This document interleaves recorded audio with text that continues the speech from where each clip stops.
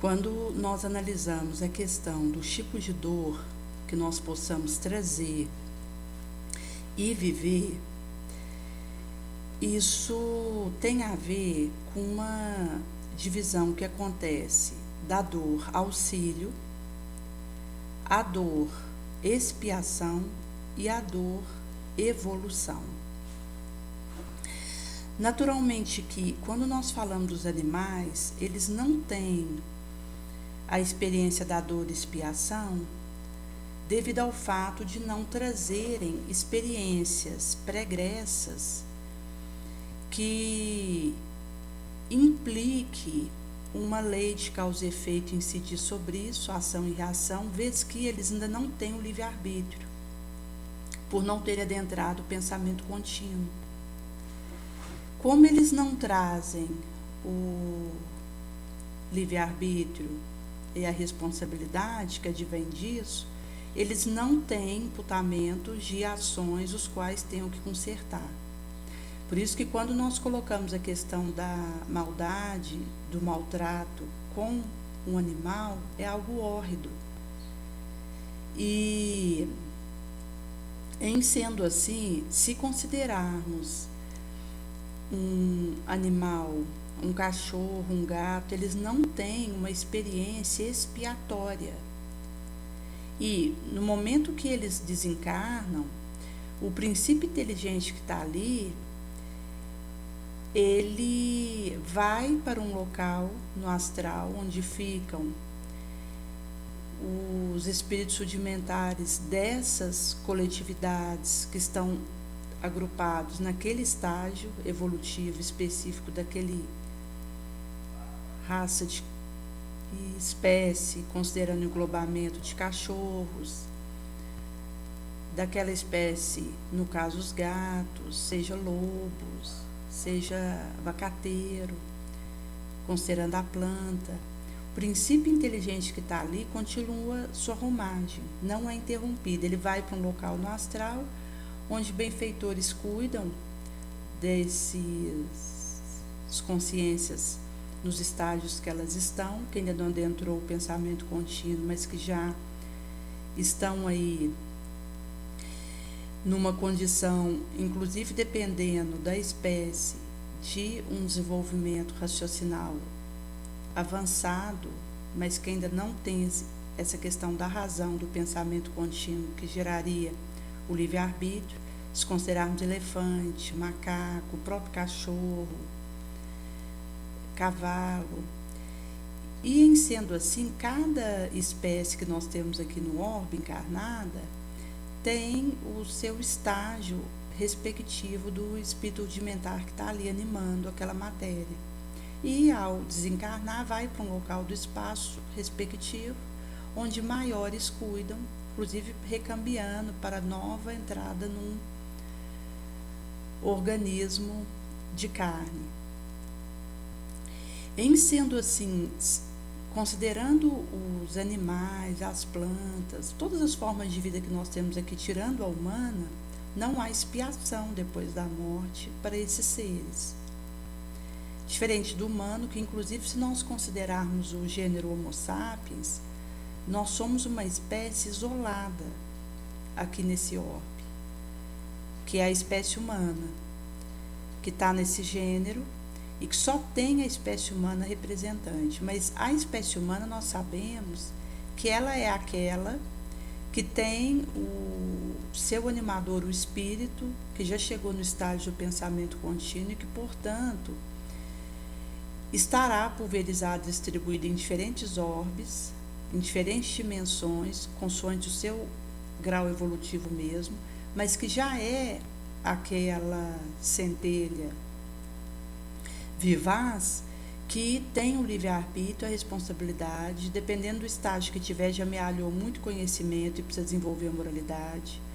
Dependendo desse estágio mesmo, já amealhou também muita moralidade e precisa avançar para galgar, se aproximar da angelitude, conforme esse estágio mesmo, inclusive já chegou na esfera angélica.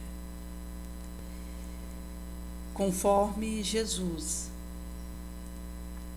E em sendo assim, para nós humanos aqui, num orbe de prova e expiação, vão existir essas gradações de estágios em que nós estamos e que vamos poder experimentar diferentes tipos de dor, mas que é portar dentro da alma. Que, conforme faláramos, vai passar pela dor auxílio, que é uma dor que leva um burilamento, e quando nós consideramos a questão da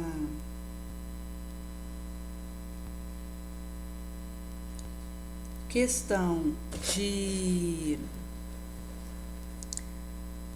termos uma experiência de preparação para o desencarne, que vai passar pela dor, seja de um câncer que evolui para o terminal, uma alteração no sangue, no cérebro, no fígado, no pulmão.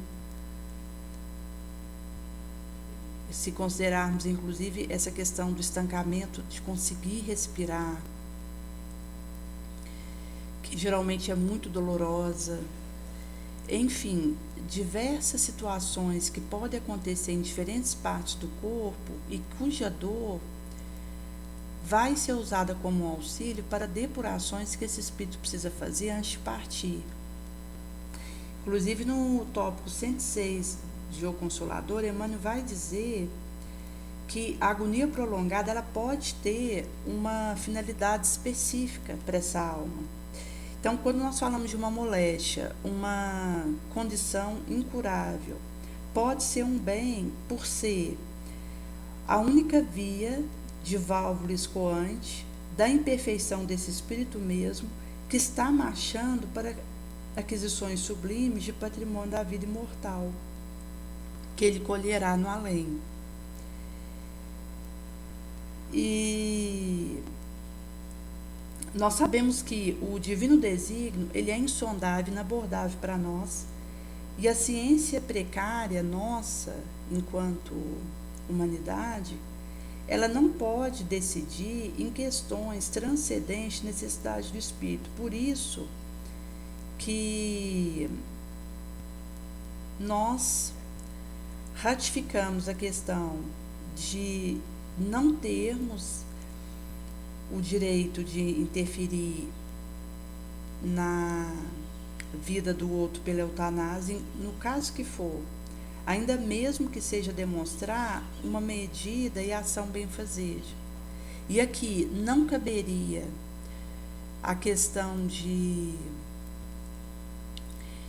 julgar aquele que faz isso, até porque a dor do outro está inacessível para nós, mas acolher e, com as nossas orações, ajudar esse espírito na continuidade da sua romagem, tanto que ficou e tenha participado de uma suposta decisão de eutanásia na direção de outrem, quanto aquele que foi por esse caminho. As nossas orações sempre são esse alívio importante que Jesus usa, apesar da nossa inaptidão, para levar consolo a outrem.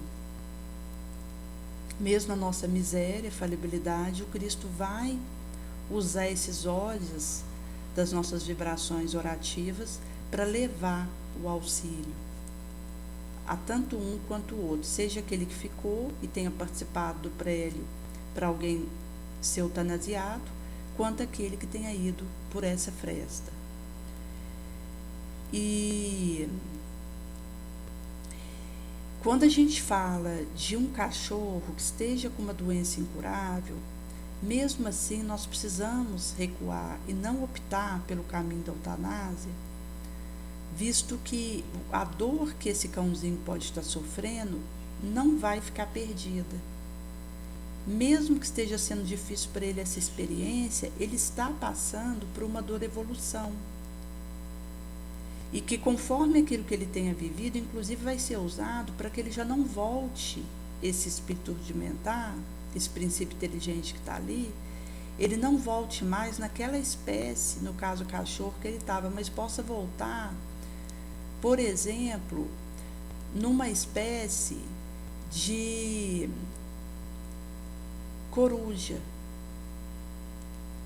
E aí nós temos naturalmente que existem alterações aí, porque o cachorro ele ainda está mais próximo da gente do que uma coruja, mas podem haver alterações que a dor evolução vai ajudar, em que ele possa inclusive voltar, por exemplo, como um urso.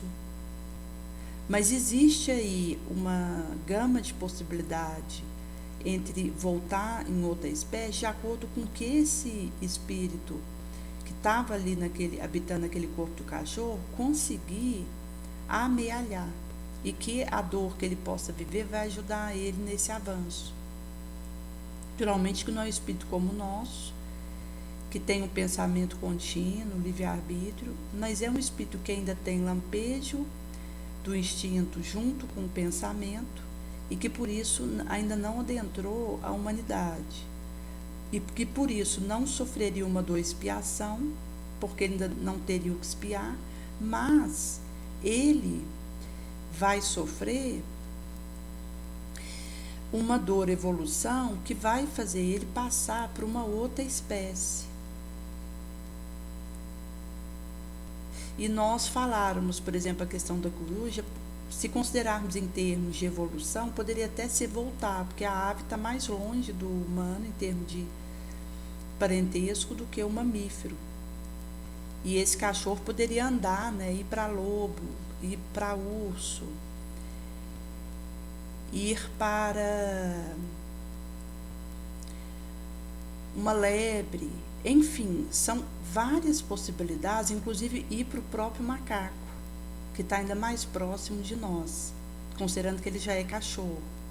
Então, nós poderíamos fazer esse tipo de análise, mas considerando que, à medida que esse animal sofre uma dor que é usada para ele evoluir, ele vai sempre ser realocado numa espécie com mais amealhos evolutivos do que ele estava.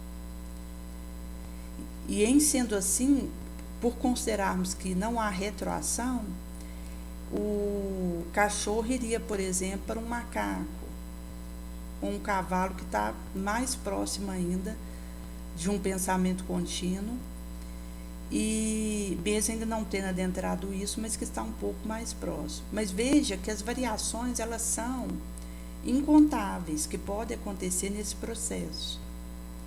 E por isso, também considerando aquilo que os benfeitores encarregados dessas mudanças de espécie daquele princípio inteligente precisam que aconteça pelo que desejam fazer com o espírito daquele cachorro que está ali. E aí, às vezes, permite que ele sofra tal coisa, até pelo que desejam fazer com esse princípio inteligente numa próxima romagem encarnado. Então, por isso que essas variações, elas são intensas, que podem acontecer e em sendo assim, nada se perde. Nós tivemos uma cachorrinha, quando nós morávamos no outro bairro, ali no Santo Antônio. Logo quando nós tínhamos vindo a Morada do Sol, nós fomos para uma casa bem menor, porque a Morada do Sol era uma casa maior, que tinha área, inclusive ali, agora que parece que alguém comprou, que vai começar a mexer, porque nós conversávamos que era bom dividir em 2 casas, para ter uma utilidade aquele espaço, porque estava parado. E aí nós, na época, fomos para Santo Antônio, uma casa pequena, e tínhamos um cachorro, que alguém parece que havia jogado uma bolinha de veneno para ele, porque ele tinha costume de sair pelo portão e querer morder o pé de quem estava na bicicleta, ou pegar alguma coisa que tivesse na mão de alguém que estivesse transeuntando por ali. E acabou que criou ali uma animosidade com alguns transeuntes da rua, e alguém pode ter jogado algo de veneno para ele, e ele veio a ter uma dor grande ali na região do rim, do fígado, por causa da corrosão do veneno, que nós deixamos ele viver. Nós sabíamos que ele estava no fim, que ele ia acabar vindo a desencarnar, e mesmo com aquele choro dele, que nos entristecia, e aos quais nós, no momento, fizemos oração na direção dele, para que ele pudesse ser levado e aguentar da melhor maneira possível a dor que ele estava vivendo, ele pôde viver aquele período de dor e logo ele desencarnou. E mostra que não fica à toa. Se para um cachorro, um gato, um cavalo é assim, imagina para um humano, que tem outros tipos de dores, como a dor auxílio, a dor expiação, e que naturalmente nós poderíamos dizer que existe alguma confluência da dor auxílio para os animais, mas em termos de expiação, isso é referente a humano. E em sendo assim, quando nós consideramos a questão do imperativo de fazermos essa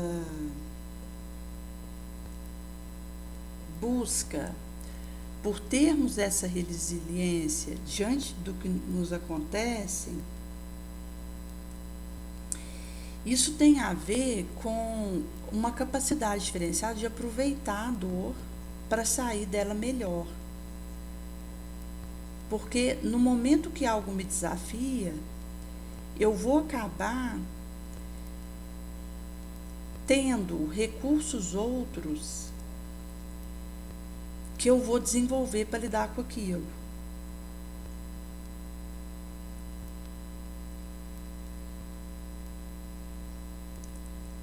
E se falarmos especificamente da dor auxílio, por mais que nós tenhamos boas intenções, quando estamos para encarnar num corpo de carne, muitos de nós acabamos nos empolgando por atrativo mundano, passageiro, e pela invigilância desviamos do plano previamente traçado por Jesus para nós. Não suportamos as provações certificadoras e, fazendo uma omissão, ou assumindo uma atitude desnecessária e infeliz, passível de me precipitar no fracasso da minha romagem.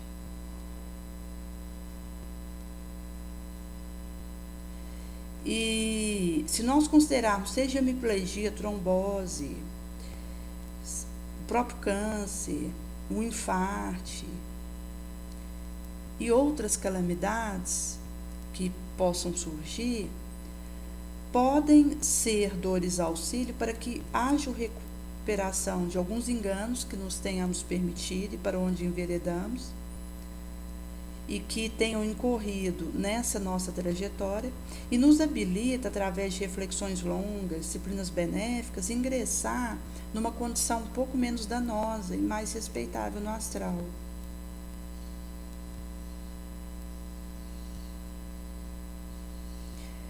E em sendo assim, se considerarmos a questão da dor evolução, se pegarmos a economia da vida e expansão, a dor é o ingrediente mais importante. E ela vai atuar de fora para dentro, num aprimoramento, e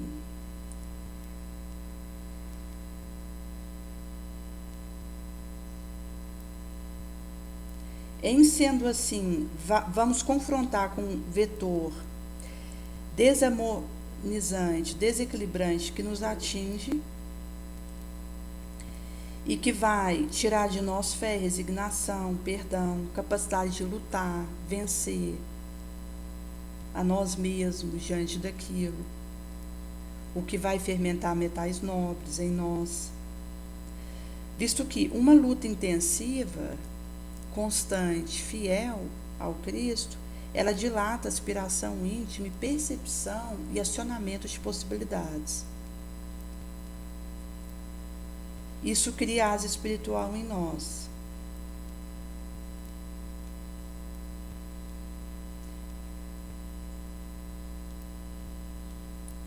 Em sendo assim, o que nos marca por essa dor dilacerante, crúcia, uma lágrima sentida a jorrar, seja do nosso imo, do nosso olho mesmo,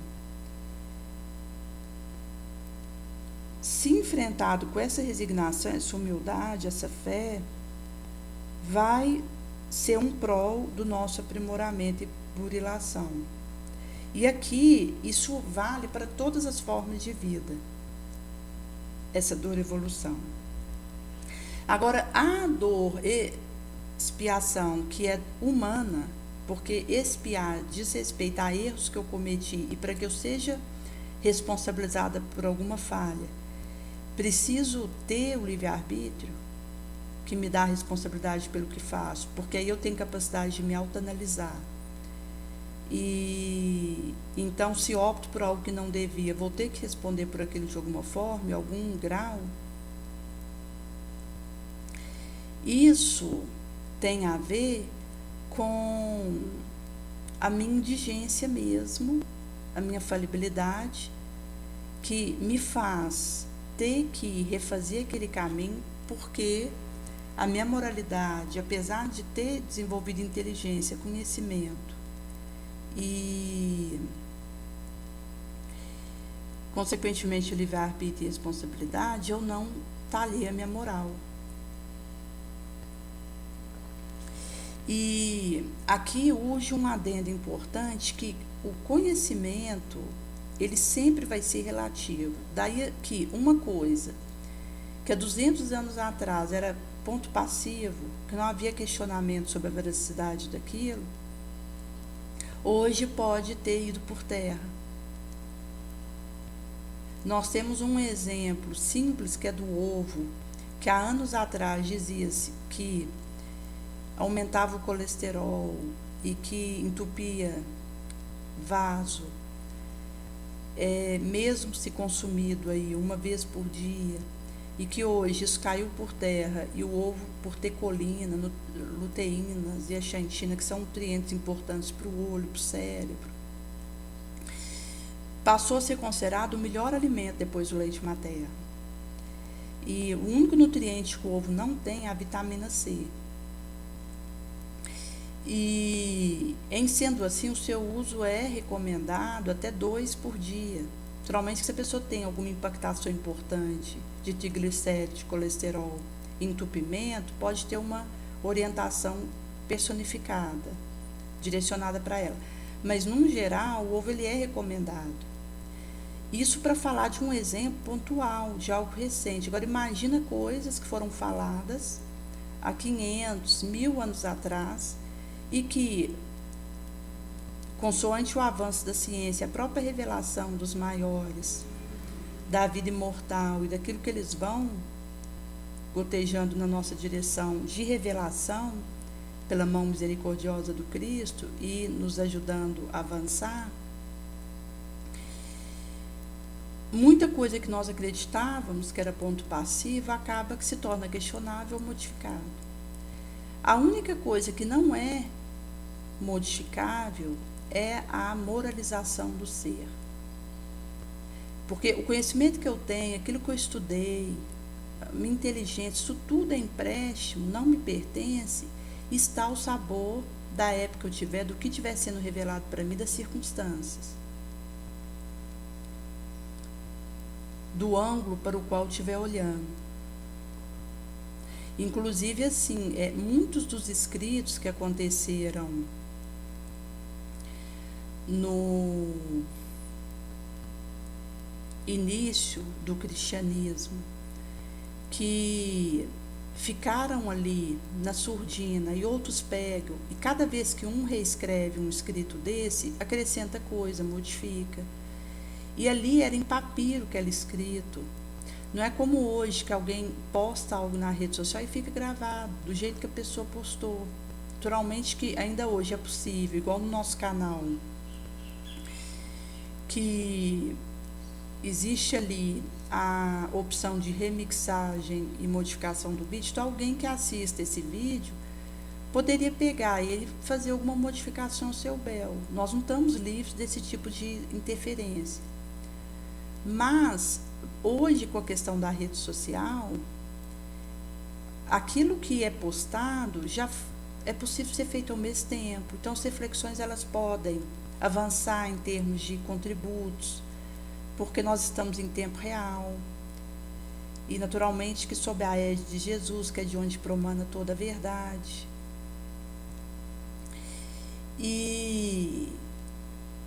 Mas, naquela época, que era em papiro, daí muitas vezes, mesmo que a pessoa colocasse o seu nome como autora, outro que pegasse já ia reescrever, modificar a paz, e às vezes podia manter o nome do autor original. Então nós tivemos muitos escritos, inclusive evangelhos que não são considerados canônicos e que são incluídos como apócrifos e que tem muitas informações importantes. Muitos escritos que acabaram, que trouxeram contributos, mas que foram relegados a segundo plano, e muitos que escreveram que nem tiveram o seu nome ali naqueles escritos, mas que deixaram o seu sangue e seu contributo, e através dos quais estamos aqui hoje. E, em sendo assim, inclusive quando nós consideramos outras religiões, no Alcorão, no Cabala, nós temos muitas informações, inclusive se considerarmos, por exemplo, o Alcorão, tem ali informação de Maria, dos pais dela, que nós não encontramos nos evangelhos. Isso para mostrar, dar uma pincelada de como isso é sincrético, eclético e que pulveriza, cabendo ao bom espírita, e mesmo que não seja espírita, mas que seja um homem de bem, fazer a seleção e o filtro para que use tudo isso para avançar em moral, que é o nosso objetivo primacial. Porque a moral, ela não está passiva de modificação, que é quando eu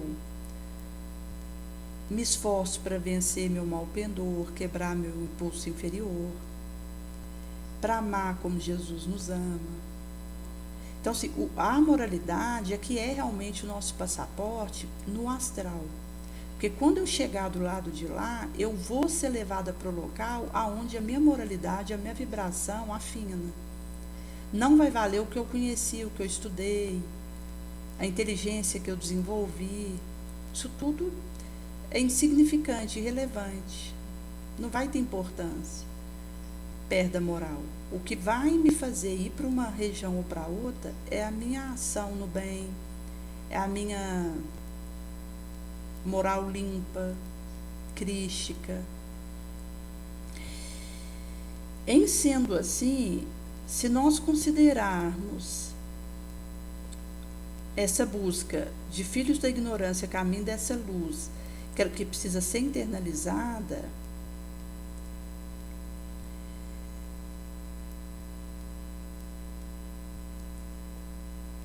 isso realmente vai ter a ver com fazer como Jesus fez por nós. E passa pelos embates e as dificuldades que nós enfrentamos para nos melhorar mesmo. Então, daí que a questão das nossas viciações inconsequentes, o egoísmo obsessivo, a cólera incontrolável, uma sexualidade irresponsável, um requinte de sadismo, de uma maldade premeditada, nos dá débitos morais que vai acumulando nos bancos imperecíveis e que acabam sinergizando pelas conexões que nos permitem da nossa memória espiritual, que é o nosso perispírito. E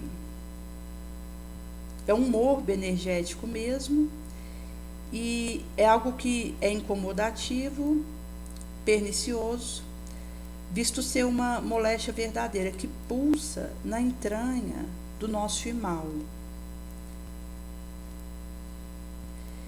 E isso pode desencadear uma manifestação degenerativa, desbiótica do organismo físico,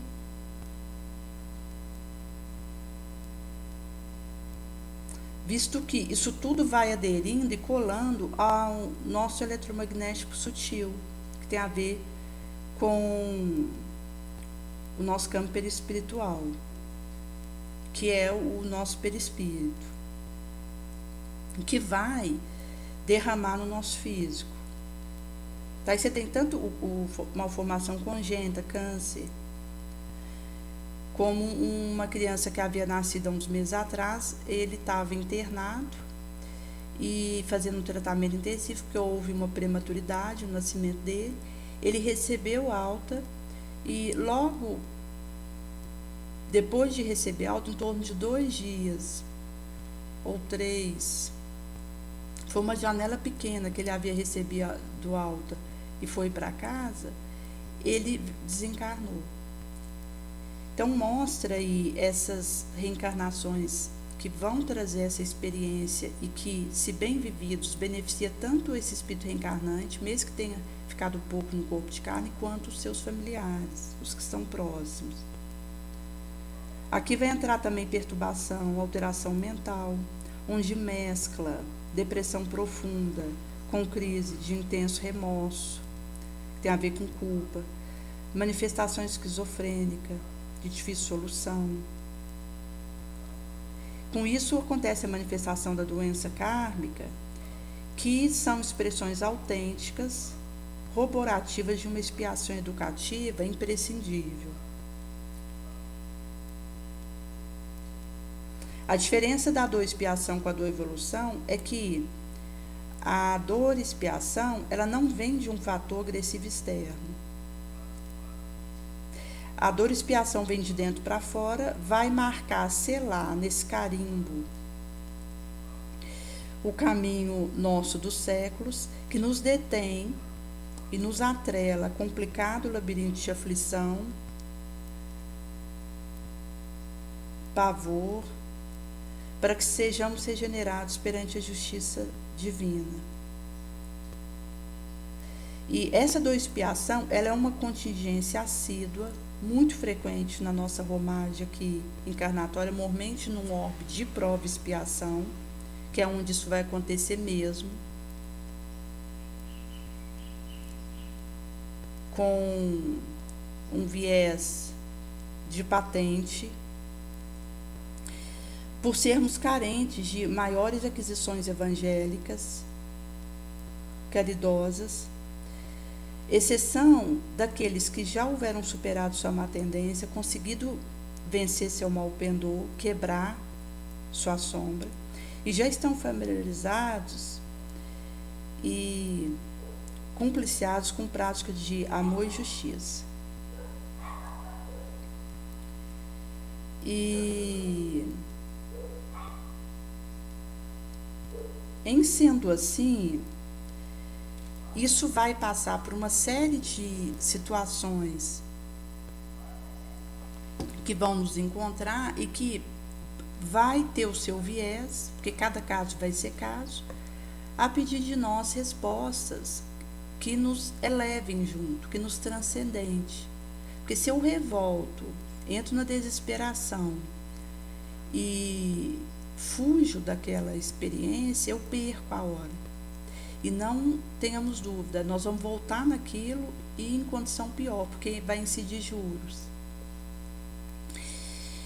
Tinha uma moça que comentara de uma situação que ela vivia com uma vizinha que estava ali a ameaçando devido a barulho de menor importância, mas que acabava sendo usado para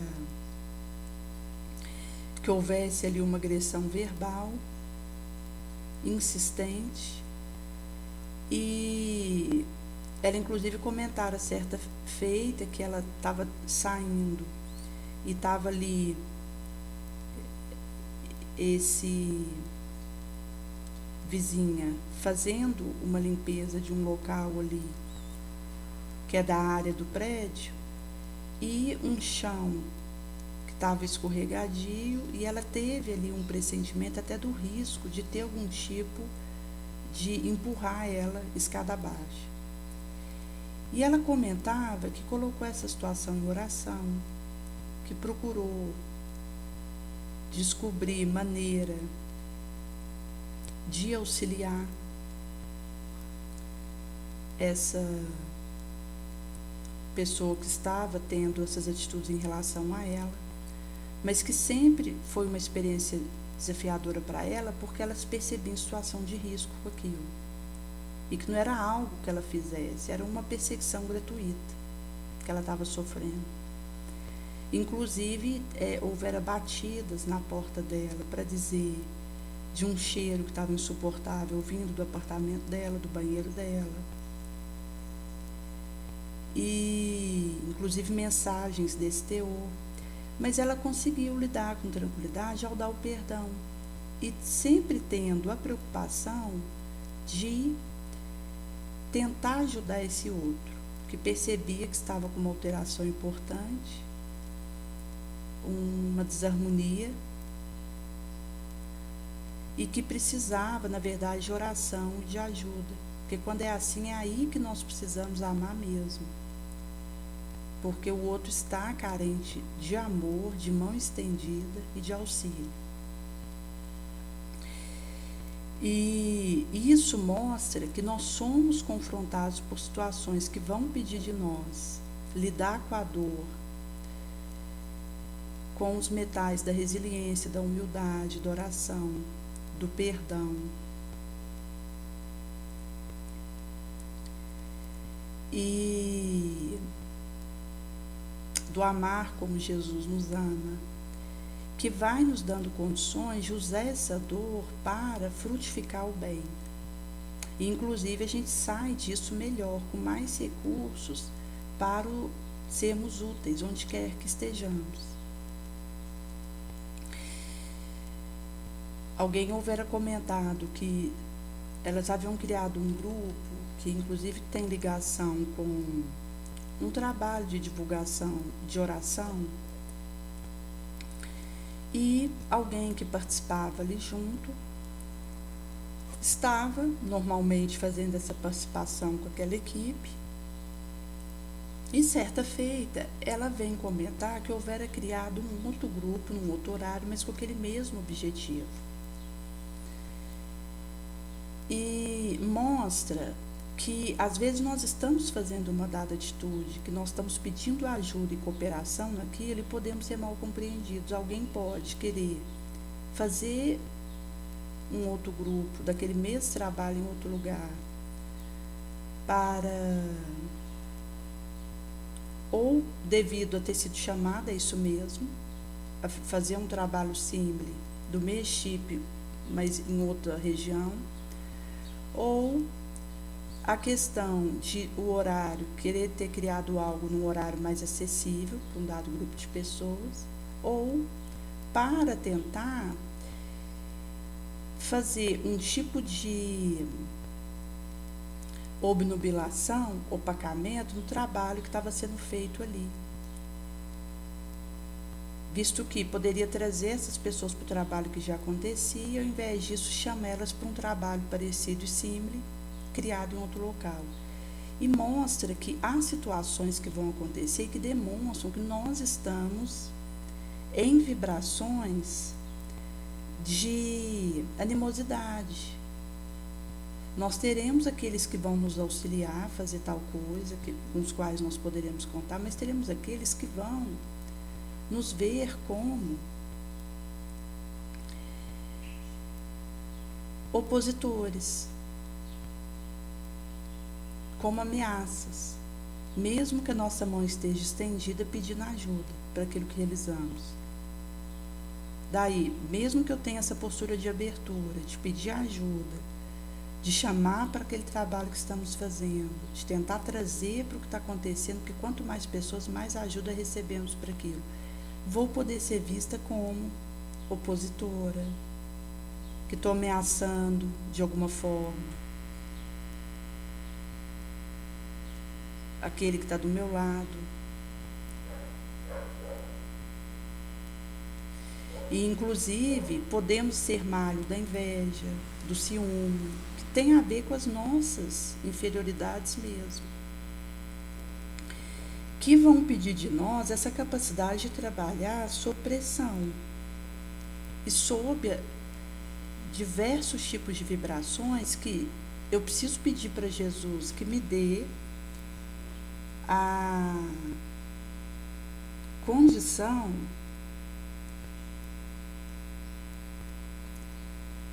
de lidar com aquilo que vivo para que eu possa mesmo avançar no auxílio que ofereço. Uma vez haviam perguntado para o Chico sobre a pressão que o médium sofre.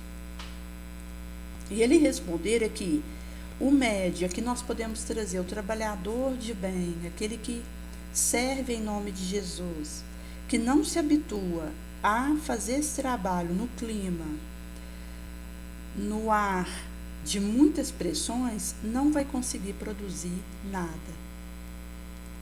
E é exatamente isso. Nós estamos imiscuídos numa série de energias mescladas e que tem a ver com esse estágio que nós estamos, que ainda vivemos dores, tanto evolução, quanto expiação, quanto auxílio, e que são dores de todo tipo, como podemos perceber, e que estão misturados com as nossas misérias, com as nossas sombras, com os nossos malpendores, e que leva muitas vezes a voar faca para todo lado. E que se eu não der conta, em meio a isso, de produzir o bem, eu não vou conseguir fazer. Se eu for ficar esperando chuva de pétala, água de coco e um mar fresco, eu não dou um passo no caminho que eu preciso fazer. Em sendo assim, essa questão da confiança que precisamos ter diz também de nos abstermos do contato com energia e força que opera perturbação, perda de tempo, transtorno, desordem, turvação, essas paixões vulcânicas.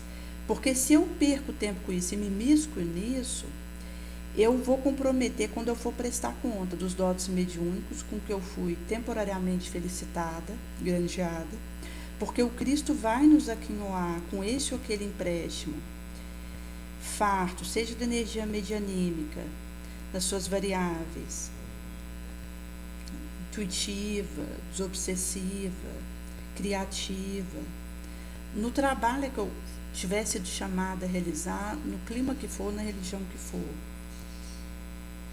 Esses empréstimos de Jesus na nossa direção é a título precário, apesar das nossas misérias.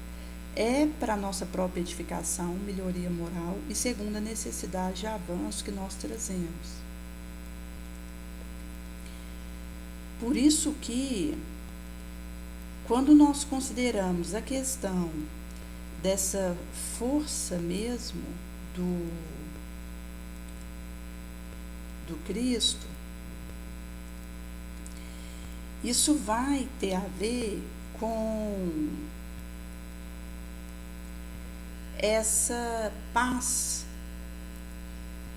visto que a força do Cristo difere da força bruta, tanto quanto a violência difere da paz. Porque o Cristo vem nos trazer a paz, discerra esse caminho do equilíbrio, da reharmonização, do autocomando, do conseguir controlar meu pensamento, manter ele elevado.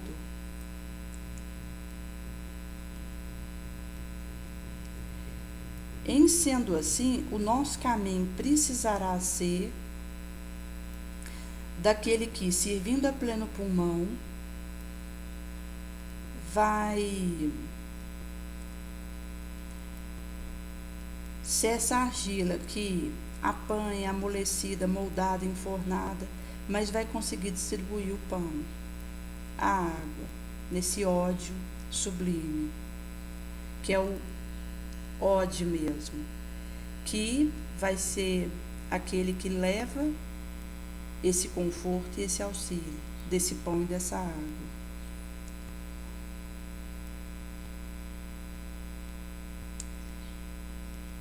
Onde vamos conseguindo que o nosso reflexo traduza o testemunho daquele que nos mostra o caminho e nos conclama a seguirmos após ele.